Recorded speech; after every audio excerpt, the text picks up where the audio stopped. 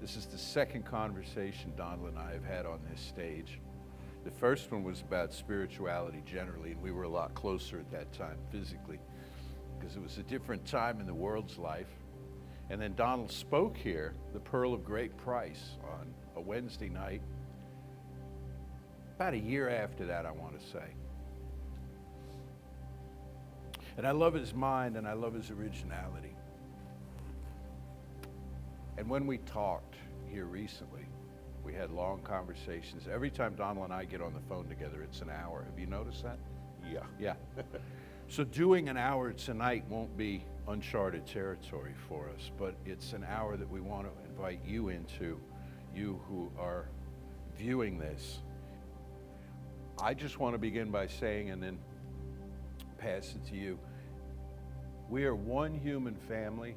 Racism is a disease. Racism is a lie. It's predicated on fear. I don't know exactly how it started, but I've been reading some interesting articles lately that give me insight into how it was that we became stratified as a culture long before any of us were here.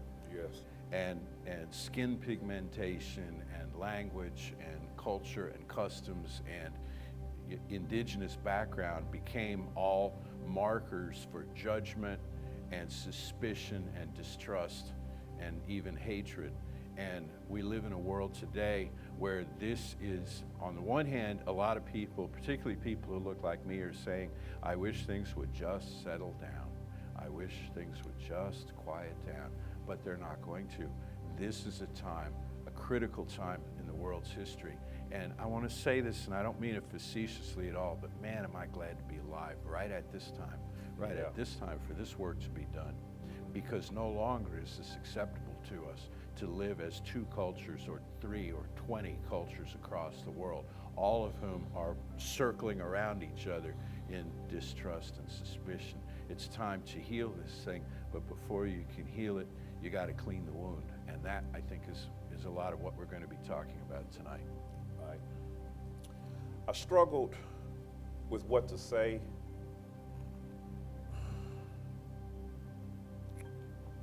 Will it be black enough? Will it be PG enough for the world where you're not offending people?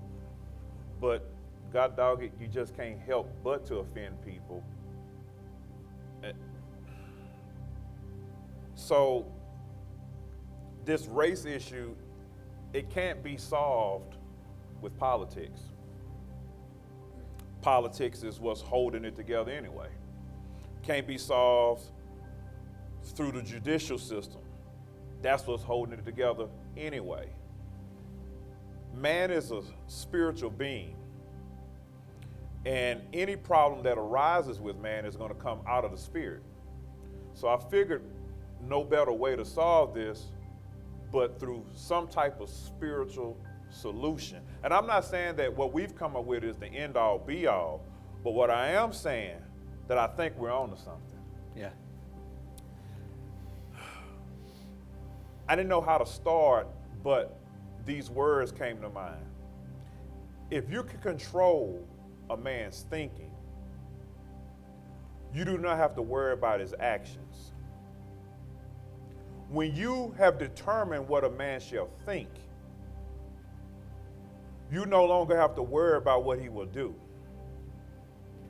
If you can make a man feel that he is inferior, you do not have to compel him to seek out an inferior status. I said that wrong.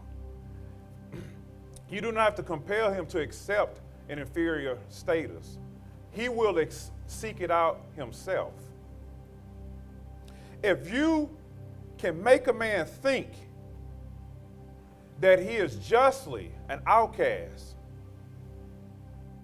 you do not have to ask him to go to the back door. He will go to the back door himself. And if there is no back door, guess what? His very nature will demand one. That's Carter G. Woodson. And I believe that's what Spirit wants us to go tonight. Mm-hmm. Your nature will demand it. And so when we get to thinking about racism, you just can't help but to think black versus white, white versus black. I did a lot of research, as much as I could come through, and racism as we know it started like 1611 or so. A little bit before then, actually, around the end of the 1400s, they started coming to this world, the 9 European countries, and said, hey, we're going to race to figure out which one of us can make the most money. Mm-hmm. This whole racism as we know it is a money thing. And in order to get it by, because Europeans were, they were disturbed by the inhumane treatment they were doing to Africans. They said, well, we got to distinguish them. Their natural phenotypes, they're just not what it is. They made it into something more. Oh, you have big lips, this means this. Oh, your head is too big. Oh, your nose is too big. And we turn it into something. So you had to create this construct so that people can believe that they were justified for inhumane actions. So here we are now, just 3 generations away from people owning other people. Inside that Constitution, it says that I, as a black man, am still not considered human. You're property. So people say, why do you talk about slavery so much? Because it's still affecting us today. When you have a young lady can get shot in her home, you give the family $12 million, but you won't convict the police officer. Philadelphia is in uproar right now. Those several police officers can do nothing else but shoot the guy. Well, you don't have to riot, you don't have to do this. But I remember a wise man saying that riot is the language of the unheard. I'm not justifying it, but what I'm saying is there's a mindset that has created this. And we know as spiritual people that violence is not the answer. And that's what I struggle with. It's like, because I'm naturally a violent person. You attack me, I'm going to hit you back. But if we go into the spirit, if we really want to get this right, we're going to have to go to powers and authorities that's bigger than us. So what will be the solution? I don't think you're a naturally violent person, first of all, because you hit me, I hit you back. I'm going to get you back. You hit anybody, they're going to hit you back. I think you're a violent person if you hit first. That's right. But no. Well, there had to be justification, as you say, for taking slave labor, for making the money. Right. The justification was even found in the Bible, Right. in torturing some language, in singling out certain passages. Slaves obey your masters, which was talking about within the Roman Empire where slavery was actually a whole different thing than what we think of it being Right. today, because it was a path to citizenship, you know. But this was what had to be installed so that the white people of conscience who were offended Right. would have, you could give them something Right. while they counted their money, while they counted their stock dividends in the East India Tea Company and stuff, you know. That is where I believe it started. You and I have talked about Kemet. I think it goes back even to ancient Egypt, where the Egyptian mysteries, Egyptian teachings were hijacked by the Greeks and rebranded. Culture in the world has been hijacked and pillaged in every possible way. Not only the physical capture of people, but the capture of ideas, the capture of spirit, things like Ma'at, the principle, the overarching principle of order in pharaonic Egypt. It's been just a massive, massive job of inhumanity. And the reckoning that has to come today, I mean, people jump, a lot of pundits in the press, and say, well, look at the riots. Look at the riots. Now there's riots here, and as you say, there's riots.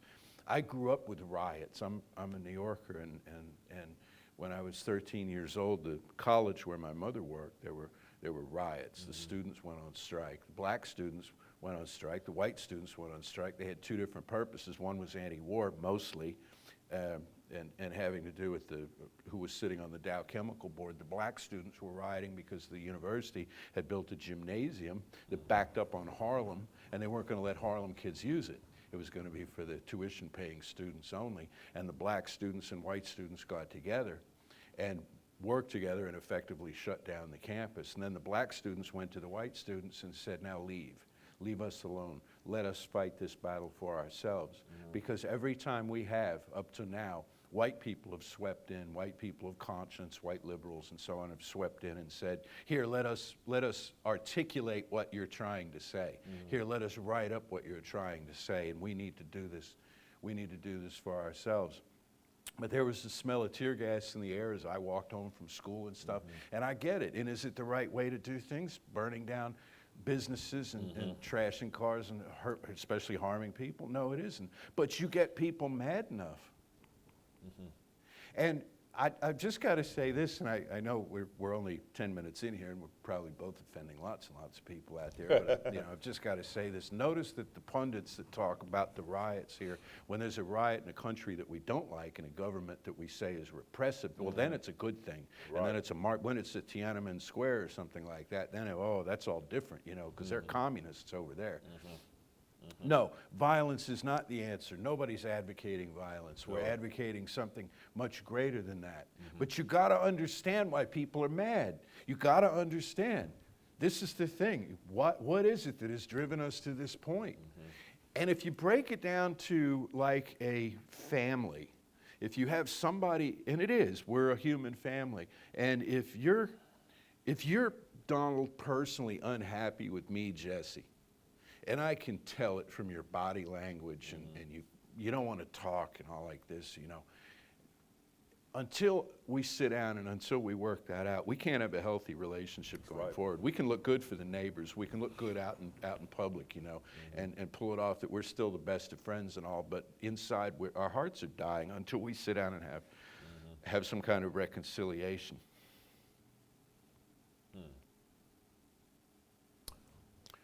What do you think is missing? I think it's one magical word: empathy. I was reading about a dog being attacked by a black girl. Oh my God, the comments. That poor dog, There was more compassion and empathy toward a dog than when you see someone get shot. All of a sudden, you want to know this person's name, Social Security, how much they had, what they ate last, everything else. But why is that? We can sit there and say, oh, love, all these other general terms. But this thing is systemic. I don't even believe that people even know or even conscious of what they're doing. It's subconscious at this point because it's been going on for so long. That's why it has to be a spiritual solution. Something that spiritual has to break the back of this thing, because we're dealing with a spirit. We're not even dealing with people anymore. You're dealing with the spirit of a man, the spirit of a woman. What will cause someone to hate somebody that you don't even know? The only thing that can break it is real love, because religion can't do it either. Because as soon as you get into religion, what church you go to? What's your religion? You believe in Jesus? What kind of Jesus do you believe? Black Jesus, white Jesus? Is he conservative? Is he democratic? Because conservative Jesus, well, he's a little bit different than the democratic Jesus. We cherry pick through these scriptures. Are you fire baptized? Do you talk in tongues? All this division that church people have, they call it church hurt. So you're not going to find your answer out of a religion. You're going to have to find it in something deeper. It has to get deeper. And so what is that? I think it's how we refer to ourselves. I think we can go to the ancient scriptures and find a solution if we're willing to dig deeper. if we're willing to do it without wanting any money, if we're willing to do it without even really wanting a certain result, we're just willing to give ourselves away to something more powerful. Because in the giving of yourself, now you're able to let the Spirit speak. Now you're able to let God speak. And now you can hear. No, it's me. I have identity. I have singularity. I'm not just a representation of a body of people. I am me. I am me. And that is necessary is awful. That happened is not awful. It's a step. It's a step into where the people, if I can go just a little bit further here, because I'm kind of, I got some pushback in saying Black Lives Matter. Yeah. From this stage to this audience. Yeah.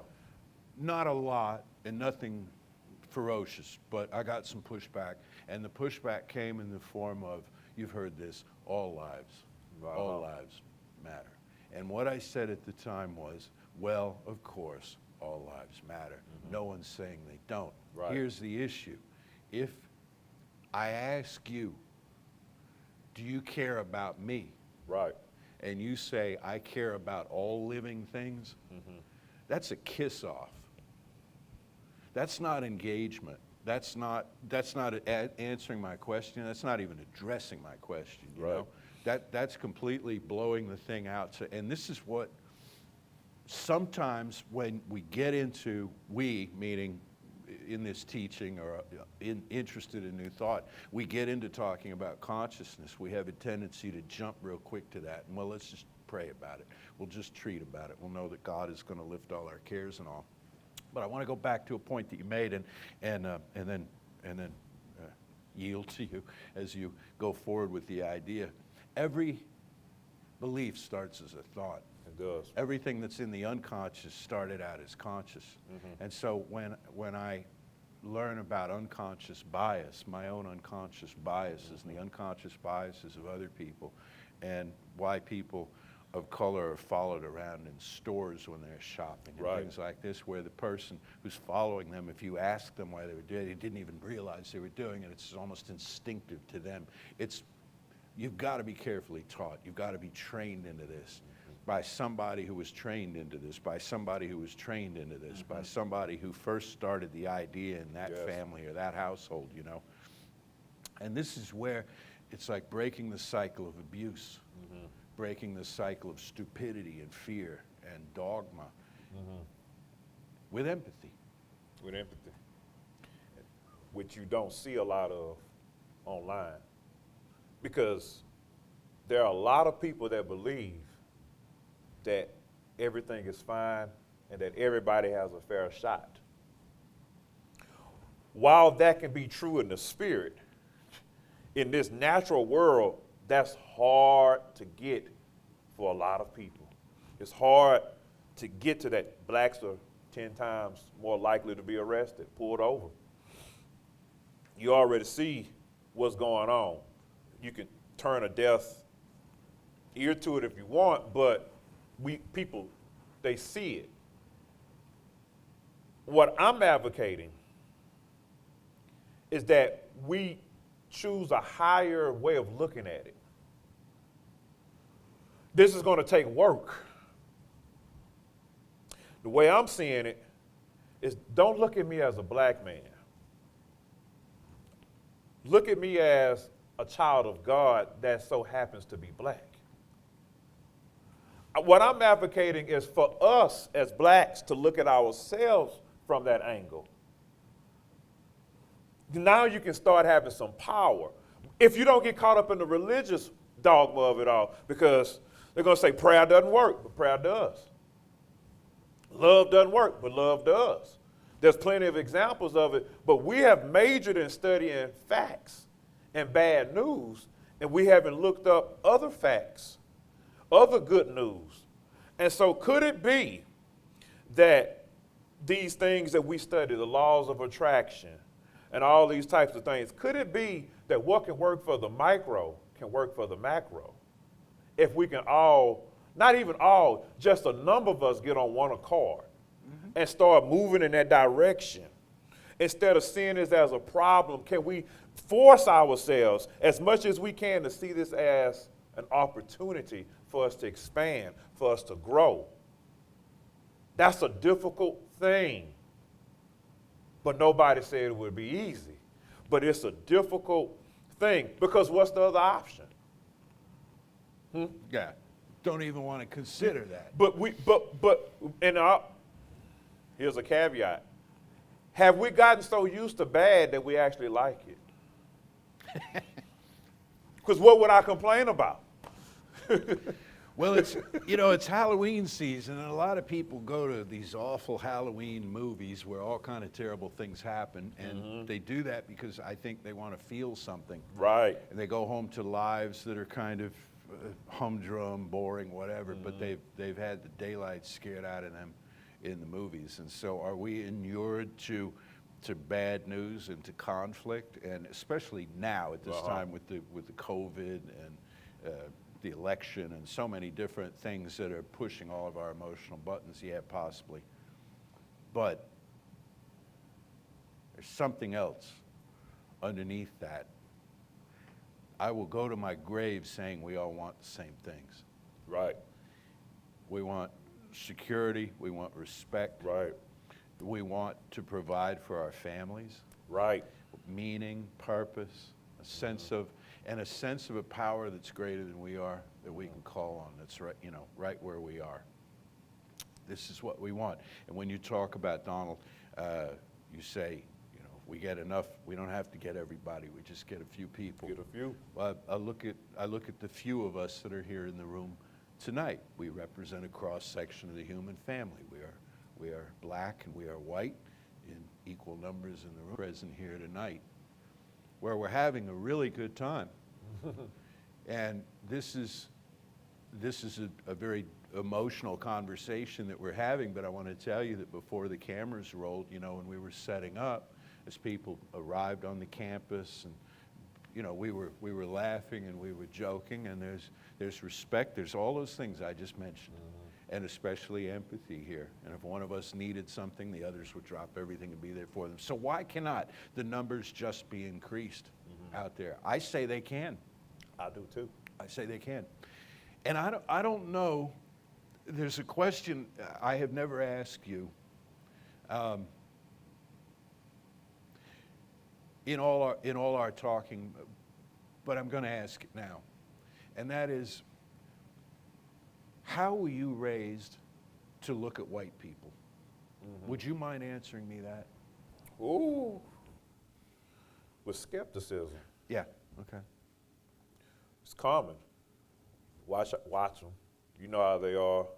That they look at you as though you're inferior. That's the way I was raised. And life begins to prove that in certain arenas, and then it proves otherwise. So, what's the difference? Am I just lucky? I believe I'm here to push the meter. I believe I'm here, I'm the right kind of crazy to get something done. I believe that. And there's this guy, I believe his name is Daryl James, don't quote me, his name is Daryl. And he's a black man. And he's known for going into the KKK rallies and whatnot and talking to just the Ku Klux Klan members. Underneath, he has personally helped about 60 men leave the Klan. And he said about 200 people just from his work have left the Klan because of his work. And I said, what's your secret? And he said two things. He said, one, I studied them. I came in, I knew more about them than they knew about themselves. And number two, I never allowed them to rattle me. Could that be a formula? Sure. Could that be a formula? Now, it's going to upset you, especially those of us that deal with racial injustice, that we have to even think of that as a formula. That's what it gets at. Like, why can't it just be equal? It's never going to be equal. Let's just get that out the way. It's never going to be equal. But I think what can happen is that enough of us can get on a certain spiritual accord to where things get better. Just better. Because you cannot be so worried about everything else out there and then not control your own, you know. What would happen if you just concerned yourself with sweeping your own porch? What would be, you know, we get so focused on the news that we forget right here. What, you know, it's just like the analogy of the guy, you know, picking up the fish out the sea. And he said, well, that mattered to that one fish. I think that's the approach. Yeah. But we have to do what? Change our I am. How we think about ourselves. Do you believe that you're important? Does she believe that she's important? Does he believe that he's important? You know, truth be told, what hurt blacks mostly during this whole racial deal was desegregation. Dr. King even said 3 weeks before he passed or so, I feel that I've, you know, brought my people to a burning house. He felt that he had did this the wrong way, because that's what got him killed, actually, I believe, because he started moving more toward economics. He said, no, can't get to that money. So we can grapple with these issues all night. Blacks need to own this, we need to own that, but the truth of the matter is, and this is going to get me in trouble, I've been treated poorly by blacks. And this is not a stab at my own people. This is a human thing. There are bad people. There are good people. So I personally believe that we all have the same needs.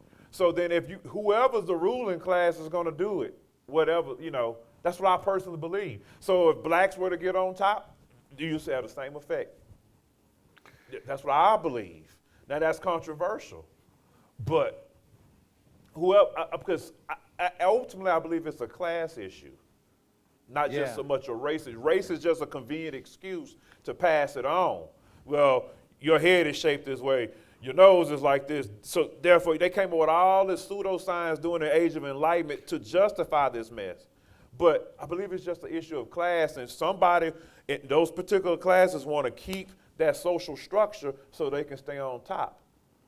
That's what this is really all about. And so whoever has the money, they're going to act like that. You got black folk right now. You can see that in our own families. We'll sit there and say, you know, the ones that get a certain level of success, oh, they acting uppity. We say it all the time. So I think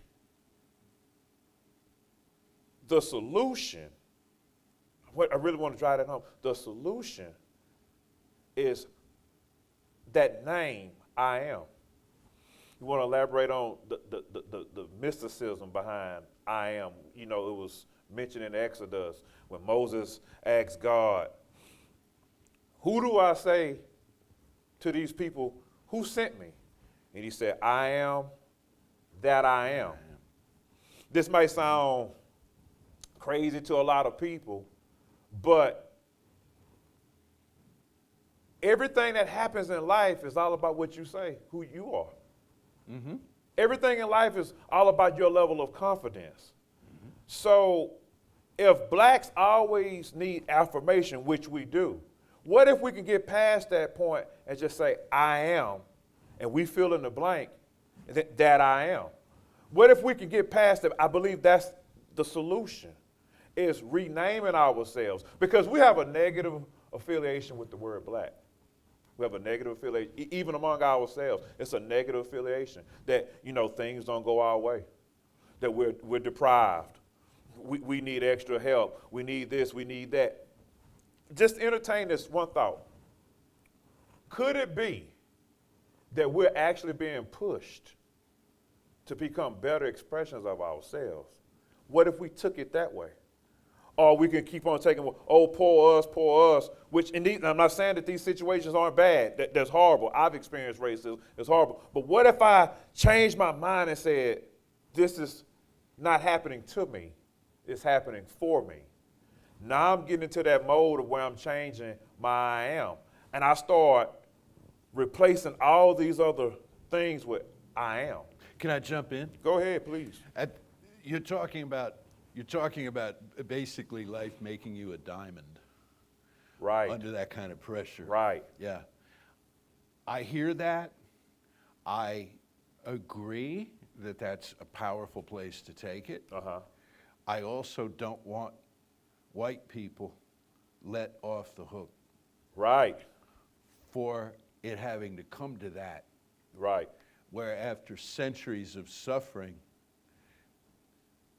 that the people of color of the world are going to find a strength that they wouldn't have maybe otherwise through this ordeal. Right. Should not free from culpability. Right. The people who set up the structures that drove them to that. And this isn't going to make a lot of white people happy with me. Right. But I think we have to challenge ourselves and our empathy. That's right. And be willing to, instead of just having somebody else force themselves in to have a seat at the table, we have to build a bigger table. Bigger table. You know, I know that's a cliche, but that's really what, this is a conversation that's gone on with a number of us here at the center in different Zoom conversations and stuff we've had over, really since George Floyd's killing had in earnest, is the question about this is a time for white people to do their work. It always falls to the black people. Whenever there's struggle for civil rights or struggle for equality, it's always the black people have to agitate, the black people have to turn out to vote, black people have to do this and this. Right. It's time for the white people to step up. That's right. And say, what are the privileges that I'm taking for granted? What is it that I'm not letting you have? How am I not letting you in? What are the micro, what are they called, microaggressions and things like this that I'm perpetrating that might not cost you a job, might not cost you money, but they cost you self-esteem.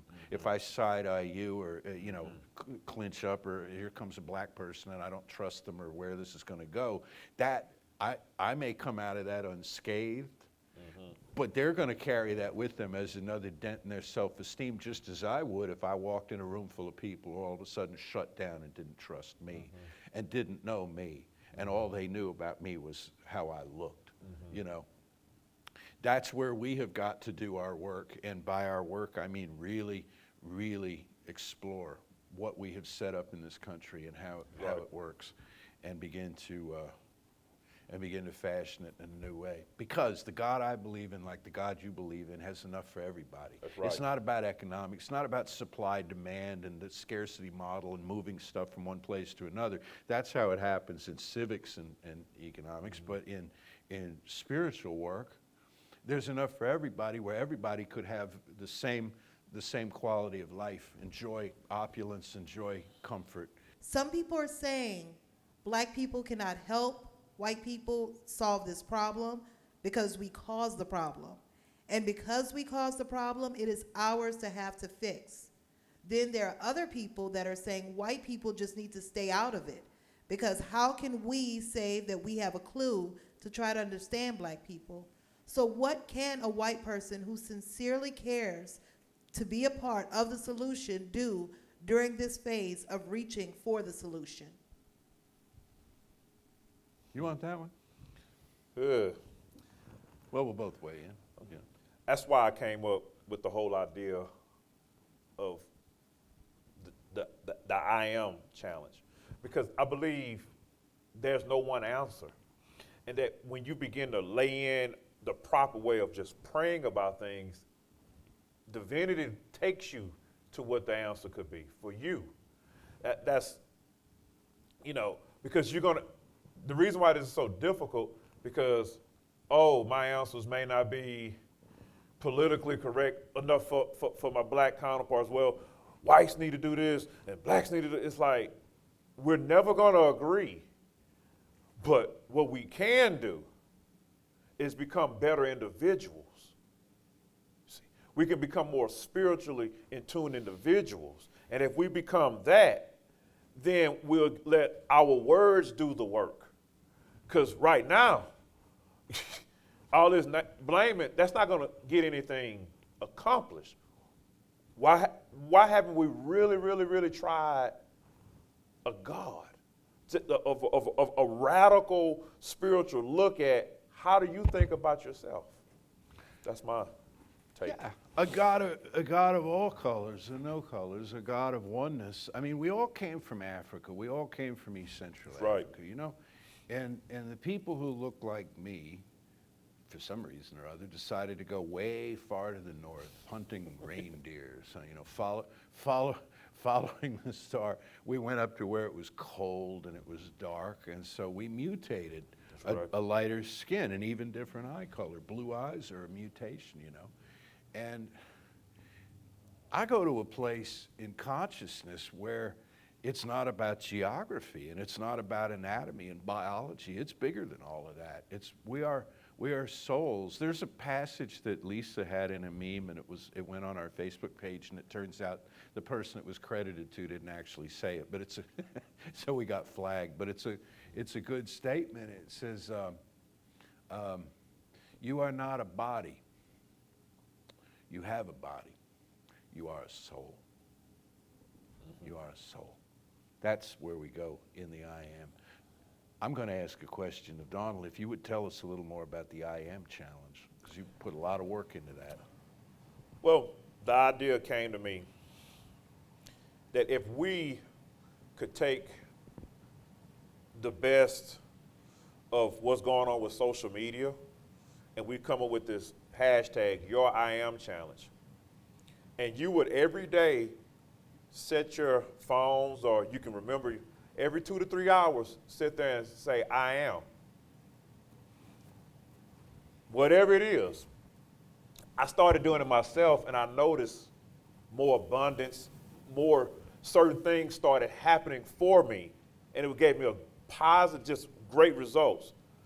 And then I said, what about if we take this whole mass conception of prayer and spread it out where everybody can do it, but everybody don't know how to pray, everybody don't do it, so make it real simple.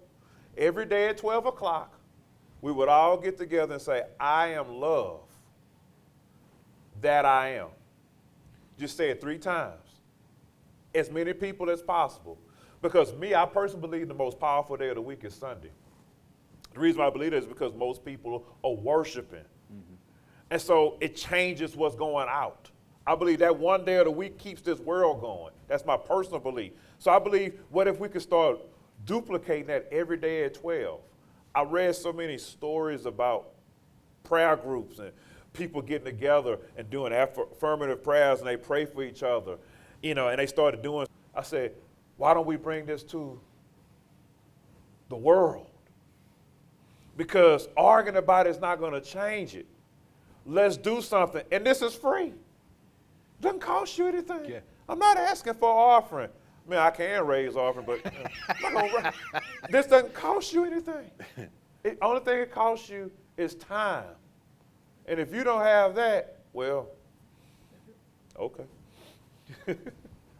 Some people have pointed out that one step that has to be taken is a national apology to the African American community for the origins of slavery and all that still goes on today. If a sincere apology was initiated and cultivated, how could that be effective to where it would be received? Well, Germany apologized to the Ovambo people, I believe, of Botswana. I don't have notes in front of me on this. And the United Kingdom apologized to the Mau Mau for atrocities committed in the farms, the colonial farms in Africa. I believe Canada apologized to I think the Church of the United Church of Canada apologized to the indigenous people of Canada for how they were treated. I think a national apology is a wonderful idea. But it's like any other apology. Go and sin no more. Yeah. Okay, there's an apology. Now here's some policy. Now here's some equity. You know, here's how I'll do things different, like in a family.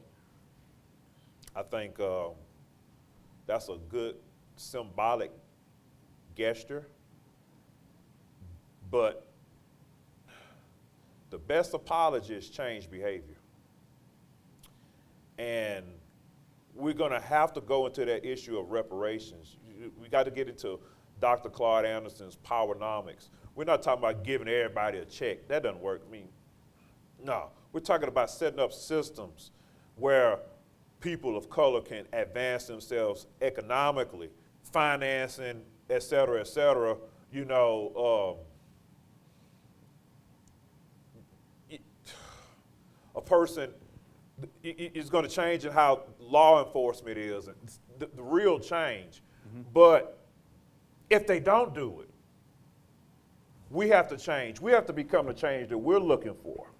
And I'm not saying just kumbaya, forgive this thing. I'm talking about something powerful. We don't put enough respect on the power of the spoken word. We really don't. But you have to ask yourself, how did these people become successful? Certain people become successful that came from absolutely nothing. The way they thought. I was studying about Oprah Winfrey. I'm going to say this real quick and I'm going to be quiet. She said, they said, her grandmother, when she was a little girl, her grandmother was a maid. Her mother was a maid. Her great-grandmother was a maid. So she was supposed to become a maid herself. And her grandmother said, girl, you better learn how to wash these clothes. And she was, because you're going to do this next. But she had remembered a scripture in the Bible. I think it's Acts 17:24. Don't quote me. But it ended with, for I am a child of God. And Oprah believed that. It just wasn't words to her. She believed that she was special. She believed that if God created this whole world and created me, that I must be something. She just didn't say it. She believed it. And she believed it all the way to her billionaire status. And so what if we truly believe the things that we're just spitting out? What if we, and in order to change that, we have to practice it over and over. So if they don't apologize, what do you say about yourself? If they don't do this, what do you say about yourself? Because I can guarantee you, if enough of us believe differently, then it has to change because we have to attract it. This is what I'm talking about, attraction. What inspires some black people to say things like an Oprah or Denzel, people who have risen out of poverty, and they try to reach out and show others how they can as well, that they aren't black enough? What they just want to understand what that's about. Ooh. That's how, again, that goes back to I am. When we say I'm black, what does black mean to you? Struggle, poverty. That's why I'm going away from this whole black issue. I understand it. I'm looking at the history. I've been called the N-word. I understand all that. I've been pulled over unjustly. I understand all that. But how do you address yourself? You want to know what's the most powerful thing you can do is choose what you're going to answer to. A man can come in here and call a woman all kind of names. She don't have to answer. As soon as she engages, that's when the problem is going to happen. We're engaging with the wrong thing. And again, this is a difficult thing. This is what I'm saying. It's difficult. So when they say, oh, they're not black enough, that's because this person sees themselves as a grasshopper. So it doesn't matter how much money she donates to black causes or anything. It's never going to be enough. It's never going to be enough to a person that doesn't believe in enough. And that same dynamic exists with anyone who becomes successful, who, when they're like the musician playing the local club, all their fans tell them, you're going to be famous one. You should go to Hollywood, or you're going to be famous one day. One day they go to Hollywood, they become famous. And now all those fans say, you've forgotten about us. You're not one of us anymore. You think you're too good for us. part of that is just human consciousness, human phobias and unhealed stuff about success generally, the sacrifices. You know, in Oprah, people turn her on, they see Oprah, they see this woman they know is worth all this money and does all these things. They don't see the hard work she put in. No. They don't see the commitment that she had to that vision that everybody under the sun tried to strip away from her. There's just a force in society that exists. It's even a larger issue than racism. There's a force that wants you to remain average. That's right. Wants mediocrity. That's right. Stay small. Yeah. Who do you think you are? We Right. all get that. We all get that drummed into us. You know, our parents, with all the care they have for us, they don't want to see us fail. They don't want to see us make fools of ourselves. And so they tell us stay small and do these things. And then when you break out of that, all of a sudden, well, then now you're somebody and now you're famous. But it's I don't know. See, there's another lie that was just, and I'm going to get in trouble here too, but there's another lie that was just in the press the other day about, you know, well, if black people really want to be successful, you know, they can be. Of course they want to be successful. Everybody wants to be successful. It's no matter how you define success. And this is something you and I were talking about on the phone yesterday, and you made a great statement I'd never heard before about somebody. You said they're so poor all they have is money. Oh, and that was like, I had to write that down. I thought that was excellent, you know. Because what the success that everybody really wants is in the heart. It's a feeling. It's not money. It's not power. It's not prestige. All of those things are doorways to feelings, but they want to have a feeling of being connected to their source, you know. Because if you took the money, $30 million cash, and put us on an island where we could never spend it, we're going to burn that money for heat. Exactly right. Yeah. It's no longer valuable. So what were we going after in the first place? The need of security, the need to feel important. We were trying to fulfill a need. So if we can strip back our layers and stop worshiping what we created, see what I'm saying? Then we can get free. Could it be that true poverty is in the mind? True slavery is being enslaved to your emotions or a false perception of what reality is. Could it be that? I think so. Cool front has come to town and the temperature's dropped and it feels like fall. And that summons up all kinds of sensations, all kinds of feelings from years gone by. Family gatherings, sweet smell of leaf smoke in the air. On such a night as this, in this place with my friend, surrounded by our friends, in this place where there's peace and there's trust and there's understanding, and there's mutual support, it is so easy to feel the presence of this one life, this one power that made us all. And it made us all, and it's resident within us all. It did not go so far as a foot away from each of us. It remains centered within its own creation. And each one of us is made in its image and likeness. And that means not only the form we wear and how we wear it, it means the consciousness that we use. The mind that made a star is the same mind that we use every time we think.